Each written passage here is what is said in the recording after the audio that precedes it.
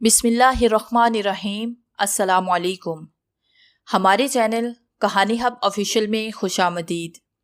नाजरीन, मैं आज आपके लिए इंतहाई खौफनाक और दिलचस्प कहानी लेकर आई हूँ।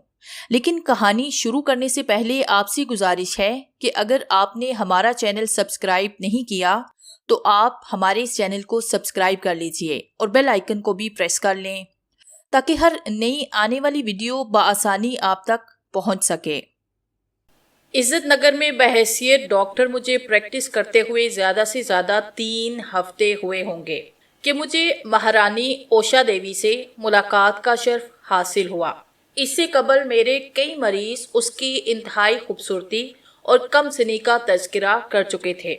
चुनाचे मुझे जब महारानी की बड़ी हवेली में तलब किया गया तो मैं उसी से पहर दिल में खुश होता हुआ उसकी खिदमत में रवाना हो गया। हवेली एक बाग के दरमियान वाक़े थी। जो ही बाग में दाखिल हुआ मैंने महसूस किया कि एक अजीब सी बोझल बोझल फिजा ने मुझे अपने घेरे में ले लिया हो। थोड़ा सा आगे बढ़ा तो कई समाधियां बराबर बराबर बनी हुई नजर आई। बचपन से मेरी ये आदत रही है कि कब्रों और समाधियों पर लिखे हुए कुतबे जरूर पढ़ता हूँ। चुनाचे अपनी आदत से मजबूर होकर मैंने उन समाधियों के कुतबों पर अपनी नजरें दौड़ाई, यहाँ तक कि एक पुरानी समाधि पर देवी नगर रस्मुल खत में उस अजीबो गरीब कुतबे पर नजर पड़ी जिसका उर्दू मफहूम ये था, नाम कंवारी शगुतला देवी, पैदाइश 1857, वफात 1878। हाय भगवान, अब इसे संसार में दोबारा ना बेच दियो। ये अबारत अजीब अहमकाना सी मालूम हुई। क्या जिन लोगों ने ये समाधि बनाई उन्हें कोई तारीफी या हाकमी जुमला ना मिल सका था? क्या हकीकत में वो लोग इस नौजवान लड़की से इतना बेजार थे कि उन्होंने इसकी मौत के बाद भगवान से ये दरखास्त करना जरूरी समझा कि इसे दोबारा ना इस दुनिया में भेजा जाए? ये मेरी जिंदगी का पहला कुतबा था जो अपने मजमून के लिहाज से बिल्कुल अछूता और अनोखा था। इस वक्त मेरे जहन में ये ख्याल आया कि मैं कभी महारानी ओशा देवी से इतना बेतकल्लुफ हो सकूंगा, उससे इस कुतबे के बारे में सवाल कर सकूंगा। बहर सूरत इतना वक्त नहीं था कि मैं मेरे मरे हुए लोगों को जिंदा इंसानों पर तरजीह दूं। इसलिए मैंने हवेली की जानिब बढ़ना जरूरी समझा। आहनी फाटक पर साफ सुथरे कपड़े पहने हुए एक उथेर उमर खादमा ने मेरा इस्तकबाल किया। डॉक्टर साहिब, उसने कहा, शरीमती महारानी साहिबा आपकी मुंतजिर हैं। मैं खादिमा के पीछे एक बड़े से हॉल में दाखिल हुआ जहां कुछ नौजवान पिंग पोंग खेल रहे थे और कुछ टोलियों की सूरत में ताश और एक तरफ ग्रामोफोन पर नगमे बजाए जा रहे थे। पूरे हॉल में इस कदर शोर था कि कान पड़ी आवाज सुनाई न देती थी और वो लोग अपनी दिलचस्पियों में इस कदर मगन थे कि किसी ने मुझ पर तवज्जो न दी।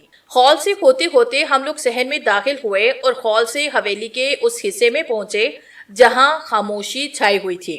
और तब मैं महारानी ओशा देवी के कमरे में दाखिल हुआ। वो खिड़की के करीब बिछी एक खूबसूरत आबनूसी मुसहरी पर दराज थी। मुझे याद नहीं कि महारानी पर नजर पड़ते ही मैं कितनी देर तक मबहूत बना खड़ा रहा। ताहम मुझे आज भी याद है उसकी मुसहरी कहाँ पर थी। खिड़की से फूलदार दरख्तों और बेलों की शाखें झांक रही थी। मुसहरी के सरहाने कुछ हिंदी और उर्दू की किताबें और क्रोशिये का सामान रखा हुआ था। मैंने हमेशा बचपन ही से जब नानी अम्मा अपने पास लटाकर मुझे शहजादों और शहजादियों की कहानियां सुनाया करती, ये तवक्को कर रखी थी कि मेरी किसी न किसी रोज ऐसी शहजादी से मुलाकात होगी जो दुनिया में सबसे ज्यादा हसीन और खूबसूरत होगी। महारानी को देखते हुए जिस चीज ने मुझे हैरान किया वो यही तस्वर था। दुनिया की हसीन तरीन शहजादी मेरे सामने मसहरी पर लेटी हुई मुस्कुरा रही थी। उस पहली और भरपूर नजर के बाद अक्सर व बेशतर मैंने सोचा कि अगर मुझसे कहा जाए कि महारानी का हुलिया बयान करूं तो वो उन्हें अल्फाज का जामिया किस तरह पहनाया जा सकता है।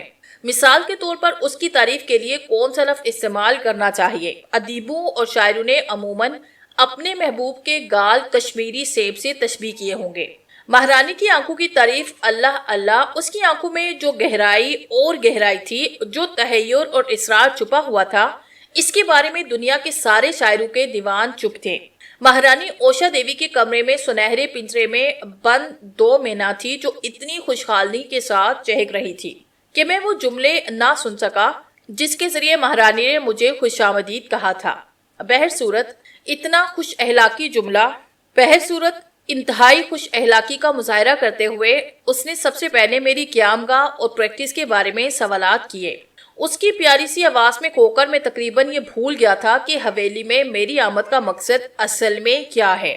मैंने खामहा मुसलसल कई घंटे घोड़ा गाड़ी करके अपने दिल को बेहद नुकसान पहुंचाया है।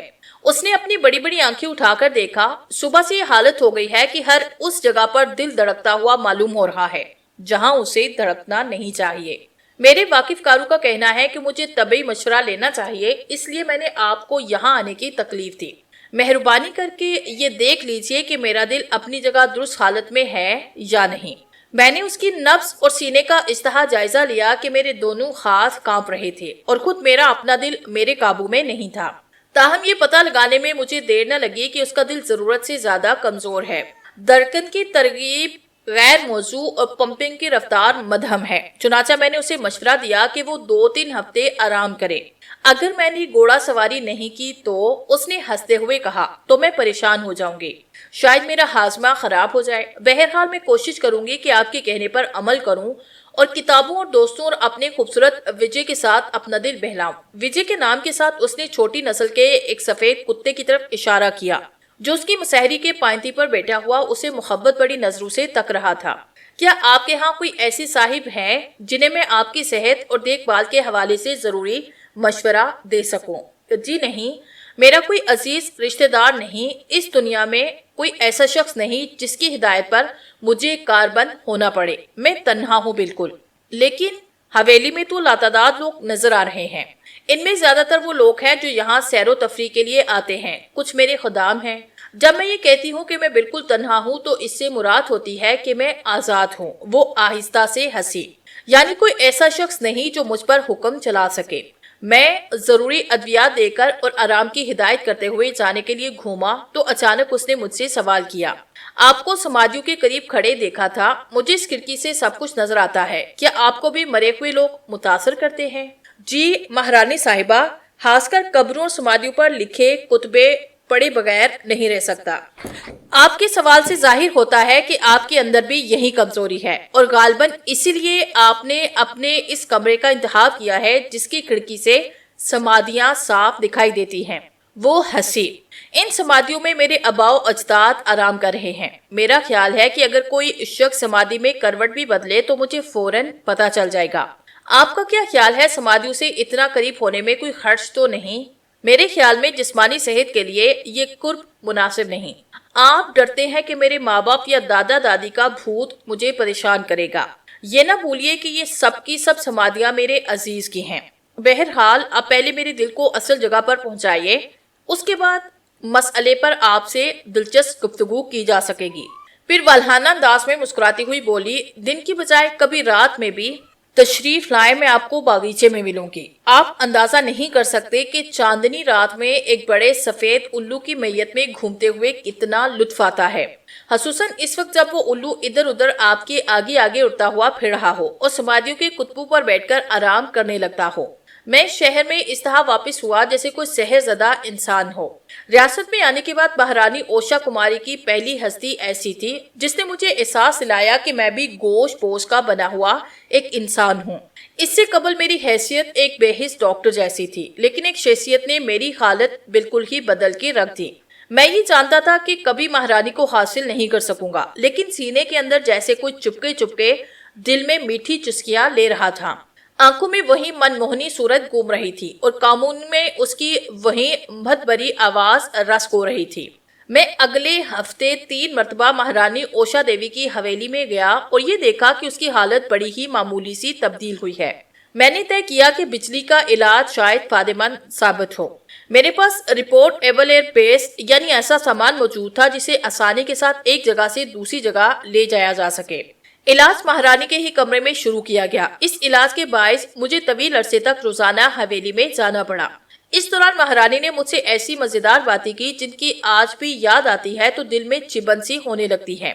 हकीकत ये है कि वो मेरी जिंदगी का खुशगवार दौर था। रोज बरोज मेरी मुसरतों और खुशियों में इजाफा होता जा रहा था। مہارانی کی ایک سہرانہ حیثیت تھی، اس کا ہمدردانہ خلوص، رقص کرتی ہوئی آواز اور گلابی ہونٹوں کی مسکراہٹ نے مجھے اپنا دیوانہ بنا دیا تھا۔ کبھی کبھی تو اس کی باتوں سے محسوس ہوتا کہ وہ میرے خیالات کو پڑھ لیتی ہے، اور اس سے قبل کہ میں اپنے خیالات کو الفاظ کا جامہ پہناؤں، وہ ان کے بارے میں گفتگو کرنا شروع کر دیتی ہے۔ اردو اور انگریزی ادب پر اس کا کافی گہرا مطالعہ تھا۔ ہندی ادب کے متعلق وہ زیادہ پر امید نہیں تھی۔ مجھے اس کے گہرے مطالعے اور یادداشت پر بے حد حیرت ہوتی، تاہم اس نے اپنے متعلق کوئی بات تفصیل سے نہیں بتائی۔ مجھے اس کی اپنی زندگی یا اس کے انجانے آباء و اجداد، اس کے دوستوں کے متعلق کچھ بھی معلوم نہ ہو سکا۔ اس کے علاوہ اس بات کر کہ وہ محض نام کی مہارانی ہے، کبھی کسی زمانے میں اس کے باپ دادا یہاں حکومت کیا کرتے تھے۔ انگریزوں کی آمد کے بعد بغاوت کے جرم میں ریاست ختم کر دی گئی، اور اب انگریزی سرکار سے جو تھوڑا بہت وظیفہ ملتا ہے اس پر گزر اوقات کا دار و مدار ہے۔ بستی کے لوگ آج بھی عزت نگر کو ریاست اوشا دیوی کو مہارانی کے نام سے یاد کرتے ہیں۔ ایک شام کو میں پوچھ ہی بیٹھا، آپ تمام دنیا کی باتیں کرتی ہیں لیکن اپنی شخصیت کے بارے میں کچھ ارشاد نہیں فرماتی۔ مجھے تو یہ سوچتے ہوئے بھی تکلیف ہوتی ہے کہ ایسی زندگی کس کام کی جس میں شخصیت کا کوئی تعین ہی نہ ہو سکے۔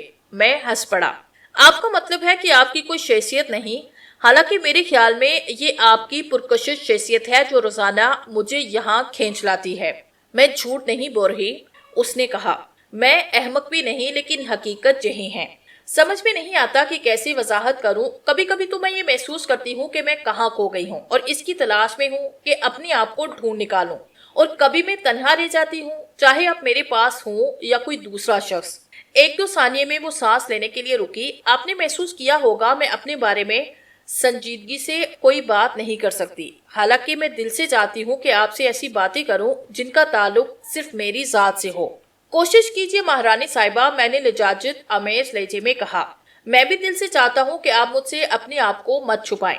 توقع نہیں کہ مجھے کوئی کامیابی ہوگی، تاہم میں کوشش کرتی ہوں کہ آپ کو یاد ہوگا جب آپ پہلے پہل حویلی میں تشریف لائے تھے، میں نے آپ کو بتایا تھا کہ گھڑ سواری کے باعث میں نے اپنے دل کو نقصان پہنچایا ہے، حالانکہ میرے دل کی بیماری کی وجہ کچھ اور ہے۔ یہ نہ سمجھیے کہ میں آپ کو کوئی بھوت کہانی سنا رہی ہوں۔ مجھے یہ بھی امید نہیں کہ آپ میری بات کا یقین کریں گے، تاہم جو کچھ میں آپ کو بتاؤں گی وہ 100% درست ہے، اور میرے دل کو بے قابو کرنے میں اس کا سب سے بڑا ہاتھ ہے۔ وہ خاموش ہو گئی جیسے کچھ سوچ رہی ہو، پھر بولی، پہلی مرتبہ جب میں کم عمر تھی اور جوانی کی طرف قدم بڑھا رہی تھی، میں اپنی اسی مسہری پر لیٹی ہوئی تھی، سونے کی کوشش کر رہی تھی۔ رات کافی گزر چکی تھی۔ میں نے دن ٹائم ایک ناول پڑھا تھا جس کا ہیرو دوہری شخصیت کا مالک تھا۔ دن میں وہ شریف اور عبادت گزار بن جاتا اور رات کو اچانک ڈاکو اور قاتل کی حیثیت سے بڑے بڑے ڈاکے ڈالتا۔ مجھ پر اس ناول کا بہت بڑا اثر ہوا تھا، اور میں بار بار سوچ رہی تھی کہ کہیں میری بھی تو دوہری شخصیت نہیں۔ کروٹیں بدلتے بدلتے اچانک میری آنکھ کھڑکی کی طرف گھوم گئی۔ میں نے دیکھا کہ ایک مدھم چہرہ کھڑکی سے لگا ہوا مجھے دیکھ رہا ہے۔ مجھے کسی قسم کے خوف اور ڈر کا احساس نہیں ہوا، اس کے علاوہ کہ میرے دل کی دھڑکنیں شدید قسم کا اضافہ ہو گیا۔ عین اسی وقت چاند بادلوں کی اوٹ سے نکل آیا، اور چاندنی کی روشنی میں نے چھانکتے والے چہرے کو بالکل صاف طور پر دیکھا۔ وہ میرا اپنا چہرہ تھا۔ کیا؟ میں اچھل پڑا۔ کیا آپ کو شبہ ہوا تھا کہ وہ آپ کا چہرہ ہے؟ جی نہیں، رتی برابر بھی شبہ نہیں ہوا کہ ہر شخص اپنے چہرے سے اچھی طرح واقف ہوتا ہے۔ میرا اپنا چہرہ بلا شبہ مجھ پر نظریں جمائے ہوئے تھا۔ جب اس نے مجھے اپنی طرف دیکھتے ہوئے دیکھا تو اس چہرے نے اپنا سر اس طرح ہلایا جیسے اسے کسی بات کا شدید رنج ہو۔ ایک لمحے کے لیے میں نے سوچا کہ شاید میں کوئی خواب دیکھ رہی ہوں۔ میں نے اپنی آنکھیں بند کی، لیکن میری آنکھوں نے بند ہونے سے انکار کر دیا۔ انہیں اسی منظر سے لطف آ رہا تھا۔ اب کی مرتبہ میرے چہرے نے جو مسلسل مجھے تک رہا تھا، انتہائی افسوسناک طریقے سے اپنے دونوں ہاتھوں کو ملا۔ یہ میں تھی جو اسے دیکھ رہی تھی، اور وہ بھی میں تھی جو مجھے تک رہی تھی۔ فرق اتنا تھا کہ کھڑکی کے پاس کھڑی ہوئی میں بہت زیادہ غمزدہ اور دکھی معلوم ہو رہی تھی، اور بستر پر پڑی ہوئی میں کچھ پڑھنے لکھنے اور اینٹنے کے علاوہ کوئی کام نہیں کر سکتی تھی۔ اس وقت میرا دل چاہا کہ میں اپنے آپ کو اس کو جو بستر پر پڑی ہوئی تھی آنے میں دیکھوں۔ چنانچہ میں بستر سے اٹھی، میرے ہاتھ پاؤں لرز رہے تھے، دل اتنے زور سے دھڑک رہا تھا کہ میں دھڑکن کی آواز صاف طور پر سن سکتی تھی۔ میری سمجھ میں نہیں آتا تھا کہ جو کچھ آپ کو بتانے والی ہوں اسے کیوں کر باور کراؤں۔ انتہائی مصیبت ناک حادثہ تھا۔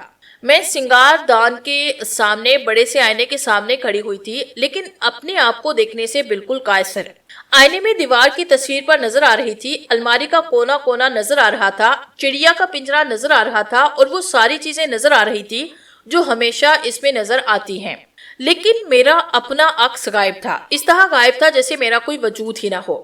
اب آہستہ آہستہ مجھ پہ خوف کا غلبہ پانا شروع کیا، بے ہوشی سی طاری ہونے لگی، مگر میں نے طے کیا کہ کچھ بھی کیوں نہ ہو جائے، ہرگز بے ہوش نہیں ہونا۔ نیم غشی کے عالم میں ڈرائنگ روم کی جانب روانہ ہوئی، وہاں کے آئینے میں بھی اس شے کا پتہ نہ تھا جس کی مجھے تلاش تھی۔ آخر کیا بات تھی کہ میرا عکس غائب ہو گیا تھا؟ کہیں ایسا تو نہیں کہ میرا دماغ خراب ہو گیا ہو؟ میں اپنی ذہنی کشمکش میں پریشانی کا اظہار نہیں کر سکتی تھی۔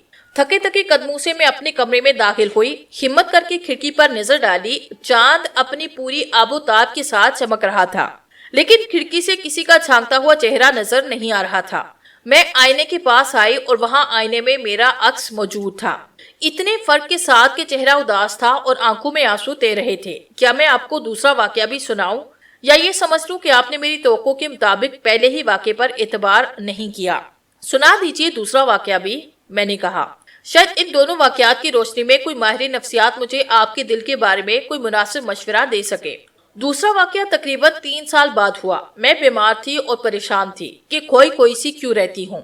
میری حالت ایک ایسے اداکار جیسی تھی جسے دنیا کے سٹیج پر بغیر کوئی پارٹ دیے ہوئے بیچ دیا ہو۔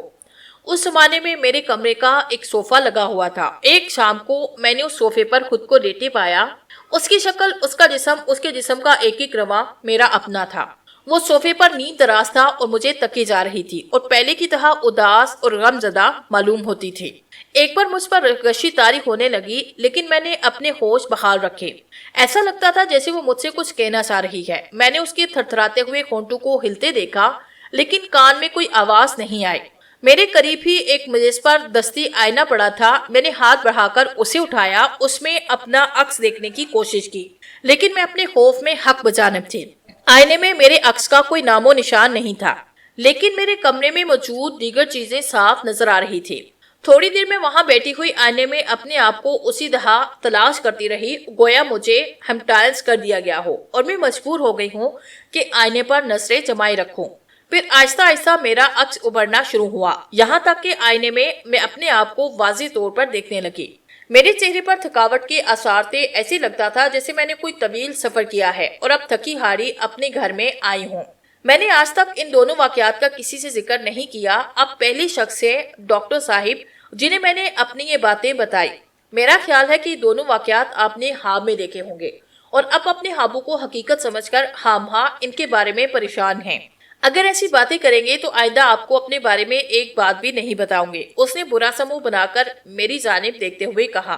ہو سکتا ہے شعوری طور پر آپ جاگ رہی ہو، لیکن آپ کا شعور خواب دیکھنے میں مصروف ہو۔ ماہر نفسیات شعور اور لاشعور کے باہمی جھگڑے سے خوب اچھی طرح واقف ہیں۔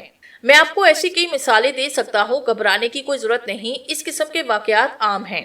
مہارانی اوشا کماری نے اپنا سر ہلایا۔ میں آپ کی ممنون ہوں کہ آپ مجھ سے یا میرے ذہن سے یہ واقعات نکال دینا چاہتے ہیں، مگر افسوس یہ ہے کہ میں ان واقعات کو فراموش نہیں کر سکتی۔ شاید میں نے آپ کو بتایا ہے کہ دونوں مرتبہ میں نے محسوس کیا کہ میں بے ہوش ہونے والی ہوں، لیکن میرے ذہن کے کسی گوشے نے میری رہنمائی کی اور مجھے بے ہوش نہیں ہونے دیا۔ مجھے ڈر تھا کہ اگر میں بے ہوش ہو گئی تو ہمیشہ کے لیے کھو جاؤں گی، ہمیشہ کے لیے کائنات کی بھول بھلائیوں میں بھٹک جاؤں گی اور اپنے آپ کو کبھی نہ پا سکوں گی۔ میرے دل کی کمزوری اور صنف کا باعث یہ دونوں واقعات ہیں، اور ساتھ ساتھ یہ خوف بھی دامنے گیر ہے کہ پتہ نہیں اب کب اور کس وقت کیا ہو جائے گا۔ میرے چلنے سے قبل اس نے گفتگو کا موضوع بدلا اور میری دوسری باتیں کرنے لگی۔ جہاں تک اس کے واقعات کا تعلق ہے، میرا دماغ انہیں قبول کرنے کے لیے تیار نہیں تھا۔ تاہم یہ طے شدہ امر ہے کہ نفسیاتی طور پر وہ اتنی پریشان ہو چکی تھی کہ اس کا اثر نہ صرف اس کے جسم پر بلکہ دل پر بھی پڑا تھا۔ اگلے دن ناشتے سے فارغ ہوا ہی تھا کہ اطلاع ملی، فون پر مہارانی اوشا دیوی کی خادمہ مجھ سے گفتگو کرنا چاہتی تھی۔ میں اس کی خادمہ سے اچھی طرح واقف ہو چکا تھا۔ وہ اپنی ملکہ کی بچپن سے اس کی خدمت کر رہی تھی، اس سے اتنی محبت کرتی تھی کہ جیسے کسی دیوی دیوتا کی پوجا کی جاتی ہے۔ جلدی تشریف لائیے ڈاکٹر صاحب، اس نے مجھے فون پر اطلاع دی۔ مہارانی صاحبہ سو رہی ہیں، میں انہیں جگانے کی کئی بار کوشش کر چکی ہوں مگر کوئی کامیابی نہیں ہوئی۔ 10 मिनट के अंदर अंदर मैं वहां पहुंचा। महारानी ओषा देवी मुसहरी पर उसी आलम में लेटी थी कि ना उसे नींद कहा जा सकता है और ना ही बेहोशी। कोई शख्स भी जो किसी लड़की से मोहब्बत करता हुआ अपनी महबूबा को हाबेदा हालत में देखकर दिल में उमंगे पैदा होती हूँ, महसूस किए बगैर नहीं रह सकता। लेकिन महारानी को इस तरह लेटा देखकर मेरे दिल में उमंगे पैदा होने की बजाय हिस्नो मलाल के बादल छा गए। उसके प्यारे प्यारे गुलाबी चेहरे का रंग उड़ चुका था, आंखें नीम बाज थी और अधकुले पपोटू से आंखों की सफेदी नजर आ रही थी, कलाई सफेद नजर आ रही थी, नब्ज की रफ्तार बिल्कुल मध्यम। मैंने हातमा से कहा कि वो जल्दी से गरम बादी की बोतल ले आए। बोतल आने के बाद हम दोनों जल्दी से उसके जिस्म से लिपटी हुई चादर हटाए और ये देखकर हैरान रह गए कि महारानी के दोनों पैर न सिर्फ ठंडे गीले थे बल्कि उन पर कीचड़ भी लगा था। पंजों के पोरों पर कीचड़ सूख गया था और साड़ी के निचले हिस्से और टहनों के ऊपर कीचड़ ही कीचड़ था। मालूम होता है कि ये सोते में चलती रही हैं। मैंने खादमा से सरगोशी के अंदाज में कहा, जब ये पैदा हो तो उन्हें किसी भी हाल में ये बात बताई जाए, जितनी जल्दी मुमकिन हो सके इनकी साड़ी और पैरों से कीचड़ साफ करो। तकरीबन 10 मिनट की मालिश के बाद महारानी के मुंह से एक लंबी सी आह निकली और करवट बदलकर वो जोर जोर से चिल्लाई, नहीं नहीं नहीं। आहिस्ता आहिस्ता उसे होश आने लगा। चेहरे का गुलाबी रंग बहाल हुआ, आंखों की पतलियां अपनी जगह पर आई, नब्ज की रफ्तार कदरे बेहतर हुई और बर्फ जैसे यख जिस्म में जिंदगी की हरारत महसूस होने लगी। उसने अपनी नजरें ऊपर उठाई, मुझे देखा और अचानक ही एक अजीबो गरीब सा सवाल कर दिया, क्या ये मैं हूँ? उसके सवाल ने मुझे थोड़ा सा बुखला दिया। ये पूछने की बजाय कि क्या ये आप हैं, वो उल्टी बात पूछ रही थी, क्या ये मैं हूँ? मैंने बड़ी नरमी और शफकत के साथ उसे अपनी मौजूदगी से आगाह किया और हर मुमकिन एहतियात बरतते हुए उसे बताया कि उस पर हल्की सी गशी तारी हुई थी, जिसके बायस खादमा ने मुझे बर वक्त बुलाया। उसने सुकून के साथ बात सुनी। गुज़िश्ता रात फिर वही वाकया हुआ। कौन सा वाकया? मेरा अक्स फिर गायब था। मैं आपको बता चुकी हूँ कि इससे कबल भी मेरा अक्स गायब हुआ था। मुझ पर बेहोशी सी तारी होने लगी। मैंने मुज़ाहमत करके अपने आप को बेहोश होने से बचाया। गुज़िश्ता रात मेरी कुव्वते मुज़ाहमत खत्म हो गई थी। बेहोशी ने मुझ पे गलबा पाया और मैं गायब हो गई। हादमा को मुकम्मल खामोशी और चंद दवाओं के साथ बारे में हिदायत देकर मैं वहां से अपने रोड पर चल दिया। मुझे चंद अहम मरीजों को देखना था। मैं पहले ही तस्लीम कर चुका हूँ कि मजहबी रुकावट के बावजूद मुझे महारानी ओषा देवी से मोहब्बत हो गई थी। मैंने कभी ये सोचा नहीं था कि मेरी मोहब्बत का जवाब मुझे मोहब्बत से मिलेगा या कभी मैं महारानी को अपना बना सकूंगा। मेरा इश्क चकोर सा था, जो चांद पर आशिक होता है लेकिन कभी उस तक पहुंच नहीं पाता। डॉक्टर, अक्सर औकात मैं अपने इस जज्बे पर अपने आप को लानत करता, मगर कमबख्त दिल के हाथों मजबूर था और जो दिल के हाथों मजबूर हूँ वो मजबूर ही रहते हैं। उस रात तकरीबन 12:30 बजे मेरी आंख खुली। महारानी ओषा देवी का तस्वर मेरे जहन में सवार था। अगर वो वाकई ख्वाब खरामी में मुबतला है तो ये हादसा आज फिर हो सकता है। कहीं ऐसा ना हो कि वो अपने आप को जख्मी कर बैठे या बगीचे में क्यारियों के पास पहुंचकर उसकी आंख खुल जाए और वो खौफजदा हो जाए। मैं कैसा बेवकूफ शख्स हूं कि हादमा से कहे बगैर चला आया कि आज की रात वो महारानी के कमरे में गुजारे। ये जानकर मुझे बेहद हैरत हुई कि ये तय करने से कबल मुझे हवेली जाना चाहिए। मैंने वहां जाने के लिए लिबास तब्दील किया। बहरहाल ये सोचकर हवेली रवाना हुआ कि मैं सिर्फ बागीचे पर एक नजर डालकर वापस आ जाऊंगा और अगर महारानी वहां ख्वाबे आलम में घूमती हुई नजर आई तो मैं उसे हवेली पहुंचाकर खादमा को खसूसी हिदायत भी कर दूंगा। 14वीं का चांद निकला हुआ था। उसकी पहली रोशनी ने हवेली के पूरे बगीचे को मुनव्वर कर रखा था। बगीचे में पहुंचते ही किसी उल्लू की आवाज पर मैं चौंका और फिर अचानक मुझे महारानी की बात याद आई।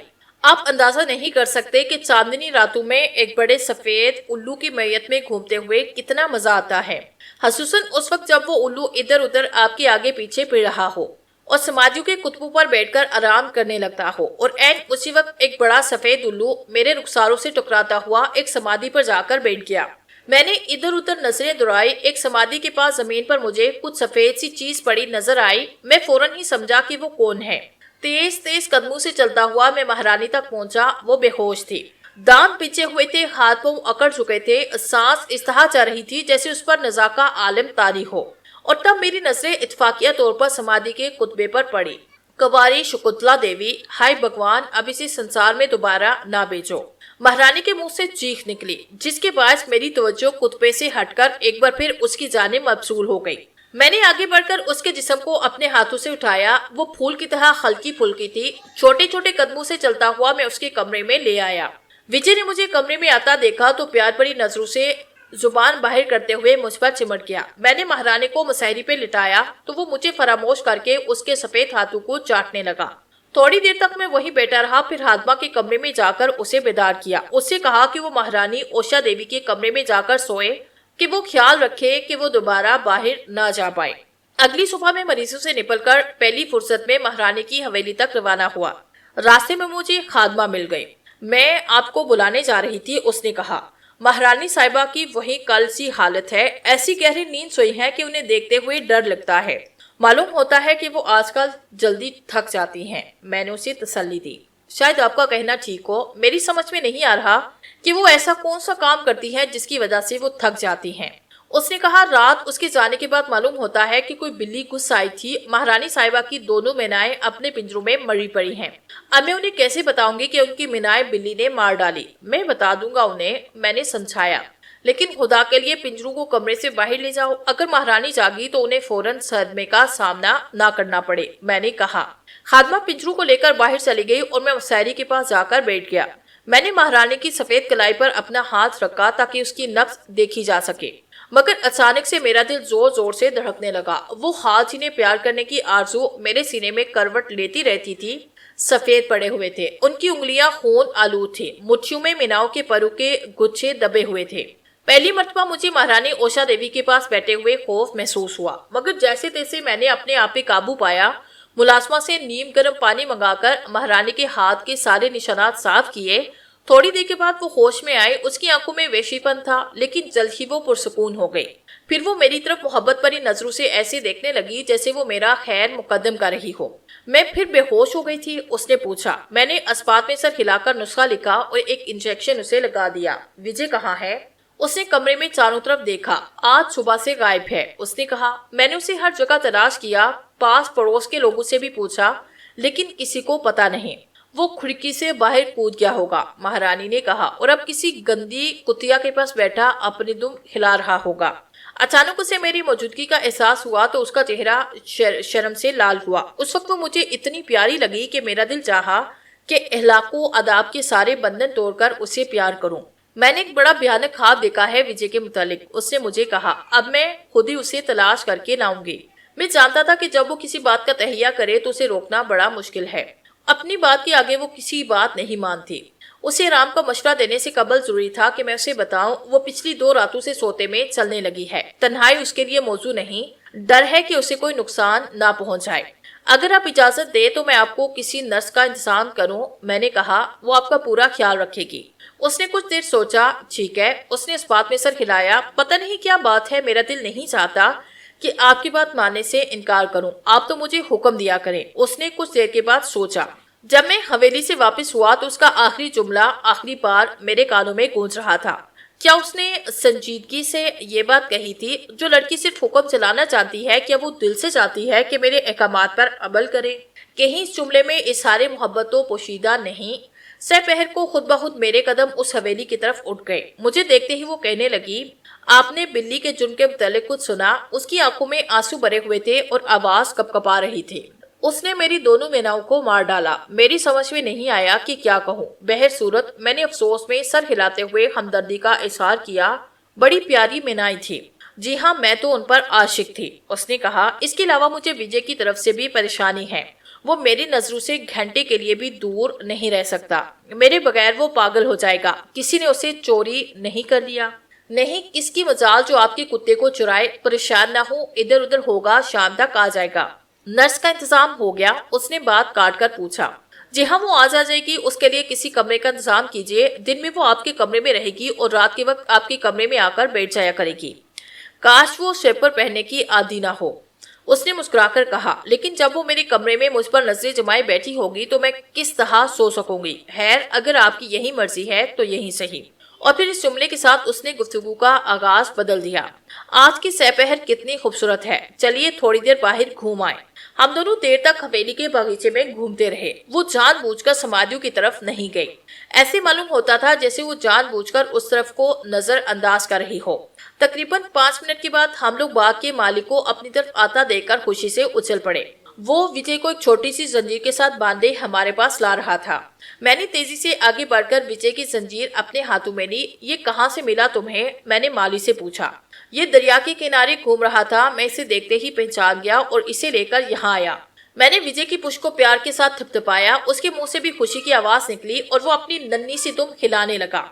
मैं इसे लिए महारानी ओषा देवी के पास पहुंचा। एन उसी वक्त एक अजीब बात हुई जिसके लिए मैं हरगिज तैयार न था। विजय ने महारानी को देखते ही मुंह से ऐसी आवाज निकाली जैसे कोई उसका गला घोंट रहा हो। उसका पूरा जिस्म अकड़कर लकड़ी की तरह सख्त हुआ। दुम नीचे झुककर पिछली दोनों टांगों के दरमियान गायब हो गई। विजय, महारानी ने उसे चमकाते हुए कहा, क्या बात है, क्यों डर रहे हो? ये मैं हूँ, मेरी तरफ देखो विजय, ये मैं हूँ। लेकिन वो कुत्ता जिसके बारे में उसने कहा था कि वो मेरे बगैर पागल हो जाएगा, किसी कीमत पर उसके बाद जाने के लिए तैयार न था। क्या हो गया इसे? महारानी ने कहा और आगे बढ़कर विजय को गोद में उठाने लगी। पीछे ही रहिए महारानी साहिबा, पीछे रहिए, माली ने चिल्लाकर कहा। विजय की आंखों का रंग बदल गया। वो बड़ी जोर से भौंका और वैश्याना तौर पर उसने उछलकर महारानी पे हमला किया और साड़ी के पल्लू को फाड़ता हुआ एक तरफ भाग खड़ा हुआ। मैंने फौरन महारानी को संभाला। हम दोनों एक दूसरे से कुछ भी ना कह सके। उसकी खूबसूरत आंखों में मोटे मोटे आंसू बह रहे थे और वो मुसलसल उस तरफ तक रही थी जिधर विजय गायब हुआ था। कुत्तू का कोई एतबार नहीं, बिलाहिर, मैंने कहा। क्या कह रहे हैं आप? उसने गुलगीर आवाज में कहा। मैंने अपनी जिंदगी में पहली बार ऐसी अनोखी बात देखी है। चंद लम्हों के बाद ऐसा मालूम होने लगा जैसे कोई बात ही ना हुई हो। उसने नर्स के मुतल्लिक एक दो बातें पूछी, फिर वो हवेली में वापस चली गई। वो परेशान मालूम हो रही थी, ताहम उसने नर्स की जानिब इत्मीनान का इजहार किया। विजय के बगैर पूरा कमरा उजड़ा मालूम हो रहा था, लेकिन कमरे के उजड़ने की एक वजह नहीं थी। दूसरी वजह यह थी कि वहां रखे हुए सारे आईने गायब थे। क्या कोई दूसरा वाकया हुआ? आपका अक्स तो ठीक ठकाक है ना? आप मुझसे इस सिलसिले में कोई बात ना करें। मैंने तय कर लिया है कि आइंदा कभी अपने आप को वहम और वसवसे का शिकार नहीं होने दूंगी। कुछ दिन के बाद मैं नर्स से मिला। उससे कहा वो मुझे अपनी मरीजा के मुतालिक तफसील से रिपोर्ट दे। कोई ऐसी खास बात तो नहीं जो वो मुझे बताती, अलावा इसके कि मरीजा बमुश्किल तमाम रात को घंटा या आधे घंटे के लिए सोती है। उसने अपने कमरे की खिड़कियां और रोशनदान बंद किए हैं। क्या तुम्हारा ये मतलब है कि वो गर्मी के बावजूद खिड़कियां नहीं खोलती? जी नहीं। मैंने एक दो बार उन्हें समझाने की कोशिश की, लेकिन इन पर कोई असर नहीं हुआ। खुद मेरा उनके साथ बंद कमरे में जी घबराता है। मैंने उससे कहा कि मैं महारानी को समझाऊंगा। इसके अलावा मुझे एक बात और अर्ज करनी है। नर्स ने कहा, आप उन्हें समझाएं कि वो ड्रामों के डायलॉग ना बोला करें। ड्रामों के डायलॉग्स? मैं तो यही समझती हूँ। उसने कहा, कभी कभी रात के वक्त वो मुझसे कहती है कि मैं उन्हें फुला किताब या फुला चीज ला दूं। जो ही मैं बाहर निकालती हूँ वो डायलॉग बोलना शुरू कर देती हैं। कभी वो चीखती हैं, कभी रोने लगती हैं। आप तसव्वुर नहीं कर सकते कि ऐसी प्यारी खातून से इतनी भयानक चीखें बुलंद हो सकती हैं। और जब वो वापस आती हूँ तो वो खामोश अपने बिस्तर पर पड़ी खांप रही होती हैं। आप उन्हें मशवरा दे कि वो खौफनाक डायलॉग्स बोलना और चीखें निकालना बंद करें। उसी सहपहर को मैं उनसे मिलने गया। इधर उधर की बातें करने के बाद मैंने उनसे पूछा, मालूम हुआ है कि आप रात के वक्त खिड़कियां और रोशनदान बंद कर लेती हैं। मैं ये मशवरा तो नहीं देता कि हमेशा खिड़कियां खोले रखें, अलबत्ता गर्मी के मौसम में खिड़कियां ना खोलने से सेहत पर बुरा असर पड़ता है। अगर नर्स ने आपसे चुगली खाई है तो मैं इसकी कोई परवाह नहीं करती। उसने गुस्से से कहा, मैं खिड़कियां और रोशनदान कैसे खुले छोड़ सकती हूँ? वो खिड़कियों और रोशनदानों से झांकती हैं और जोर जोर से रोती और चिल्लाती हैं। उसके बाद मेरी हिम्मत न पड़ी कि इससे सिलसिले में मजीद कोई बात करूं। हर बात खुद ब खुद मेरी समझ में आ गई थी। तकरीबन तीसरे या चौथे रोज नर्स रिपोर्ट देने आई तो मैंने महारानी की नींद के बारे में दरियाफ्त किया। अब तो उन्होंने सोना बिल्कुल छोड़ दिया। उसने बताया, मुझे डर है कि कहीं वो पागल ना हो जाए। क्या वो अब भी रातों को रोती और चीखती है? मैंने पूछा। जी हाँ, उनकी चीखों से मेरे जिस्म का रवा रवा लरज उठता है। जो कुछ वो कहती है उसे समझ लेती हो। वो कहती है, मुझे अंदर आने दो, रास्ता दो मुझे, मैं जिस्म के बगैर नहीं रह सकती। तुम क्या करोगी जिस्म का? इसे छोड़ दो, मुझे जगह मिलनी चाहिए। जिस्म तुम्हारा नहीं मेरा है। तो फिर उनकी चीखें निकलने लगती हैं। अरे डॉक्टर साहिब, क्या बात है? अब किस तरह सफेद पड़ते जा रहे हैं। रस्ते कदमों के साथ मैं अपने कमरे में चला गया। वहां पहुंचकर मैंने अपनी अटैची केस से वो फिल्मी किताब निकाली जो महारानी ओषा देवी के दारुल मुताले में पुरानी किताबों के एक ढेर में पड़ी हुई थी। یہ کتاب دیونگر میں تھی اور میں یہ سوچ کر لے کر آیا تھا کہ اس میں ایک صدی قبل کے کچھ تاریخی حقائق تحریر ہوں گے، لیکن گزشتہ شب جب میں نے غیر ارادی طور پر اس کتاب کو کھولا تو معلوم ہوا کہ اس میں مہارانی اوشا دیوی کے خاندانی واقعات ہیں۔ میں نے مختلف اوراق کو پلٹنا شروع کر دیا، یہاں تک کہ مندرجہ ذیل عبارت پر میری نظر پڑی، جس کا اردو ترجمہ یہ ہے: آج شکنتلا دیوی تیسری بار ختم ہوئی۔ پچھلی 3 صدیوں سے اس نے ہمارے خاندانی وقار کو مٹی میں ملا رکھا ہے۔ ہر صدی میں جنم لیتی ہے اور کسی نہ کسی مسلمان کی محبت میں گرفتار ہو جاتی ہے۔ آج بھی وہ مرتے وقت یہی کہہ رہی تھی کہ میں نہیں مر سکتی، میں اس سنسار میں دوبارہ آؤں گی اور اس وقت تک آتی رہوں گی جب تک میری آتما کی پیاس نہ بجھ جائے۔ ہم سب کی بھگوان سے پرارتھنا ہے کہ وہ اب اس نیا جنم نہ دے۔ کتاب کا مسودہ میرے ہاتھ سے چھوٹا۔ نرس نے جو کچھ کہا تھا اس کے ایک ایک لفظ کی تصدیق ہو رہی تھی۔ یقیناً یہ شکنتلا دیوی کی بھٹکی ہوئی روح تھی جو مہارانی اوشا دیوی کو تنگ کر رہی تھی۔ اس شام کو میں نے مہارانی سے کتاب کے بارے میں پوچھا کہ آیا اس نے اپنے خاندانی حالات پر مشتمل دیوناگری کی ایک کلمی کتاب کا مطالعہ کیا ہے، تو اس نے نفی میں جواب دیا۔ میں نے اسے پوچھا کہ اسے کنواری شکنتلا دیوی کے متعلق کچھ پتا ہے؟ جی ہاں، مجھے اس کے بارے میں سب کچھ پتا ہے۔ میری طرح وہ بھی 21 سال کی تھی، میری طرح اس نے بھی ایک مسلمان۔ وہ کچھ کہتے کہتے رکی اور بات بدل کر بولی، لیکن مجھے اپنے خاندانی حالات واقعات سے کوئی دلچسپی نہیں۔ میرے اباؤ جات جہاں کے حکمران تھے، انہوں نے غریبوں پر ایسے ظلم ڈھائے کہ تصور سے بھی رونگٹے کھڑے ہوتے ہیں۔ کاش میں اس خاندان میں پیدا نہ ہوتی۔ ایک بات اور بتاؤں، ہمارے خاندان میں شکنتلا دیوی جیسی 3 لڑکیاں جنم لے چکی ہیں۔ ان تینوں نے اپنے اپنے زمانے میں خاندانی رسم و رواج سے بغاوت کی اور دور شباب میں بھی دنیا سے رخصت ہو گئی۔ ہو سکتا ہے میں چوتھی ہوں، چوتھی اور آخری، کیونکہ آج کوئی ایسا شخص نہیں جو میرے راستے میں حائل ہو سکے۔ میں جو چاہوں کر سکتی ہوں۔ 2 دن کے بعد میں اپنے مکتب میں بیٹھا تھا کہ مہارانی کی وفادار خادمہ داخل ہوئی اور بولی، ڈاکٹر صاحب وہ چلی گئی۔ کون؟ مہارانی اوشا دیوی؟ میں نے چونک کر پوچھا۔ نہیں، وہ آپ کی نرس چلی گئی، اس کا سارا سامان حویلی میں پڑا ہے۔ مالی کہہ رہا تھا کہ وہ جاتے وقت بری طرح چیخ رہی تھی اور اپنے ہاتھوں سے پاگلو کی طرح اپنا لباس پھاڑ رہی تھی۔ مہارانی صاحبہ کہتی ہے کہ انہوں نے اس سے کہا تھا کہ وہ دودھ میں تھوڑا سا اولٹین ملا کر دے۔ اس کے بعد انہیں نیند آئی اور انہیں نہیں معلوم کہ درس پر کیا گزری۔ اپنے باقی مریضوں کو نپٹا کر میں خادمہ کے ساتھ حویلی پہنچا۔ مہارانی باغیچے میں ٹہل رہی تھی۔ مجھے دیکھتے ہی کہا، افسوس کہ آپ کی نرس کو میں نے ڈرا دیا۔ آپ نے ڈرایا؟ میں نے پوچھا۔ آپ نے؟ معلوم تو ایسے ہوتا ہے کہ کیونکہ آپ ایک تربیت یافتہ نرس اس طرح چیختی چلاتی کپڑے پھاڑتی ہوتی اس وقت بھاگ سکتی ہے جب وہ خوفزدہ ہو گئی ہو۔ اسے دوائیاں لگ گئی ہیں، میں نے غصے سے کہا۔ بہرحال آپ کے لیے آج ہی کسی دوسری نرس کا انتظام کر دوں گا۔ بہت شکریہ ڈاکٹر صاحب، لیکن اب مجھے کسی نرس کی ضرورت نہیں۔ میں نے اپنے کئی واقف کاروں کو تار بھیج دیے ہیں کہ وہ کچھ دنوں کے لیے یہاں میرے پاس آ جائیں۔ سہ پہر کو میں نرس کے ہاں پہنچا، مگر اس کی ماں نے، جو خود بھی نرس رہ چکی تھی، ایک چیریٹی ہوم چلا رہی تھی، اسے ملانے سے انکار کر دیا۔ نہیں ڈاکٹر صاحب، آپ اس سے نہیں مل سکتے، وہ بیمار پڑی ہے، اپنے ہوش میں نہیں، بہکی بہکی باتیں کر رہی ہے۔ مہربانی کر کے آپ اس کا سامان بھجوا دیجیے۔ میں خاموشی کے ساتھ واپس آیا، لیکن مطلب پر آنے کی بجائے مناسب سمجھا کہ مہارانے کو نرس کا پتہ بتا کر آؤں تاکہ اس کا سامان اس کے گھر پر پہنچا دیا جائے۔ حویلی میں خادمہ نے مجھے ایک خط دیا جس میں بغیر القاب کے تحریر تھا۔ میں جا رہی ہوں، میرا چلے جانا ہی ٹھیک ہے، جب آپ کو پرچہ ملے گا میں ٹرین میں سوار ہو چکی ہوں گی۔ اب میں اس حویلی میں ایک رات بھی نہیں گزار سکتی، مہربانی کر کے مجھ سے ایک بھی بات کا مت پوچھیے گا۔ مختصر اتنا ہی کہنا کافی ہے کہ زمین و آسمان میں ایسی بہت سی چیزیں ہیں جن کے متعلق ہمیں کچھ معلوم نہیں۔ میں آپ کو خط بیچتی رہوں گی، اوشا۔ مجھے اس کے جانے کی تھوڑی خوشی ہوئی، صحت کے لیے تبدیلی، آب و ہوا بڑی ضروری تھی۔ مختلف شہروں کے مجھے اس کے خطوط موصول ہوتے رہے، لیکن کسی بھی خط میں اس نے کوئی بات کھل کر نہیں لکھی۔ اس کے دل میں کیا تھا یہ مجھے کبھی معلوم نہ ہو سکا۔ کبھی کبھی میرے دل بے اختیار اس حویلی کی طرف اٹھ جاتا اور میں حسرت بڑی نظروں سے اس کے در و دیوار کو تکتا رہتا۔ میں دل ہی دل میں سوچا کرتا کہ آیا میں کبھی اس سے دوبارہ ملاقات کر سکوں گا۔ اسی دوران میں یہ افواہ پھیلی کہ مہارانی صاحبہ اب کبھی واپس نہیں آئیں گی، ان کی حویلی کو جلد ہی کرائے پر اٹھا دیا جائے گا۔ مگر ایک صبح مجھے اس کا خط موصول ہوا جس پر لکھنؤ کے ڈاک کی مہر لگی تھی۔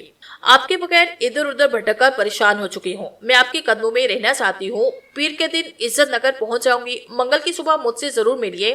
میں سمجھتی ہوں کہ اب وقت آیا کہ میں اپنے دل کی بات زبان پر لے آؤں۔ آخر کب تک اپنے اوپر ظلم کروں گی؟ آپ کی اپنی اوشا۔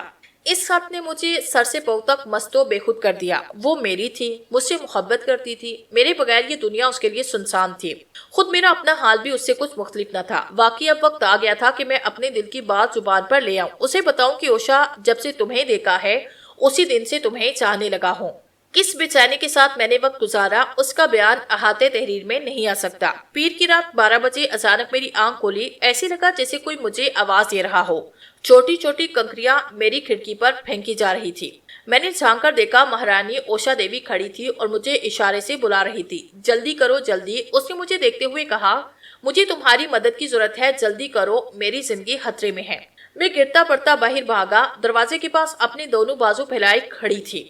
میں اسے اپنے آغوش میں لینے کے لیے تڑپ اٹھا، مگر جو ہی اس کے پاس پہنچا وہ دونوں ہاتھوں سے اپنا منہ ڈھانپ کر پیچھے ہٹی۔ بہت دیر لگاتی تم نے، بڑی دیر لگاتی، وہ روتے ہوئے بولی۔ فوراً واپس چلے جاؤ، کہیں کوئی دیکھنا نہیں۔ میں ایک ایسے شخص کی طرح کھڑا ہوا جس پر جادو کر دیا گیا ہو، اسے جاتا ہوا دیکھتا رہا۔ ایسے لگتا تھا جیسے اس نے مجھے ٹکڑے ٹکڑے کر دیا ہو۔ باقی رات میں نے کروٹیں بدل بدل کر گزاری، ایک لمحے کے لیے نیند نہ آئی۔ صبح 10 بجے مطلب پر اس کا فون موصول ہوا۔ آپ کو میرا خط مل گیا تھا؟ جی ہاں۔ پھر آپ تشریف کیوں نہ لائے؟ جب سے آئی ہوں آپ کی منتظر ہوں۔ میں نے سوچا کہ اسے رات والی بات یاد دلاؤں، مگر مطلب میں مریض موجود تھے، اسے کچھ کہنا مناسب نہ تھا۔ میں نے اسے کہا کہ گھنٹے کے اندر حویلی پہنچ رہا ہوں۔ جب میں اس کے کمرے میں داخل ہوا تو وہ حسب معمول اپنی ابنوسی مسہری پر لیٹی تھی۔ مجھے دیکھ کر مسکرائی، اس طرح میرا خیر مقدم کیا جیسے سفر کے بعد پہلی مرتبہ مجھے دیکھ رہی ہو۔ اس نے مجھ سے عزت نگر کے بارے میں سوالات کیے، ان لوگوں کو مزاحیہ انداز میں ذکر جن سے سفر کے دوران میں پہلی دفعہ اس سے ملاقات ہوئی۔ وہ بالکل ویسی تھی، رقص کرتی ہوئی آواز، پیار بھری ہستی، مسکراتی آنکھیں۔ مگر اچانک اس کی آنکھوں میں تبدیلی آئی۔ اس نے مضبوطی سے میرے ہاتھوں پکڑا اور انتہائی عجیب اور سنجیدہ آواز میں کہنے لگی، آسمان اور زمین میں ہم دونوں کے دشمن ہیں، میں کب تک تمہاری تلاش میں ماری ماری پھروں گی؟ صدیاں کتنی گزر گئی، تم مجھ سے ملتے ہو پھر کھو جاتے ہو، آخر کب تک یہ دھوپ چھاؤں کا کھیل جاری رہے گا؟ میرے احسان، میں نے اسے تسلی دی، سب ٹھیک ہو جائے گا، آپ پرواہ نہ کریں۔ ارے احسان، وہ ہنستی ہوئی اٹھ کھڑی ہوئی، میری آنکھوں میں آنکھیں ڈال کر بولی، آج میں نے اپنی ساری سکھیوں سہیلیوں کو ڈرایا، تم فوجی سپاہی ہو، تم کیا جانو، یہ لڑکیاں اپنی چالاکی سے سب کچھ قبول کروا لیتی ہیں، مگر میں نے ایسا دھوکہ دیا کہ یاد کریں گے وہ بھی۔ یہ تم نے فرنگیوں جیسے کپڑے کیوں پہن رکھے ہیں؟ فرنگی تو ہمارے دشمن ہے نا۔ میں آہستہ آہستہ اسے تھپکیاں دیتا رہا، پھر اچانک وہ جس طرح بیکی بیکی باتیں کرنے لگی اسی طرح اچانک ہوش میں آئی۔ اتنے طویل سفر کے بعد بہت تھک گئی ہوں، اس نے مرجائی آواز میں کہا، گھر آ گئی ہوں مگر ایسے لگتا ہے جیسے نئی جگہ کی سیر کرتی پھر رہی ہوں۔ آپ چاہیے مریض آپ کا انتظار کر رہے ہوں گے، لیکن شام کو ضرور تشریف لائیے گا۔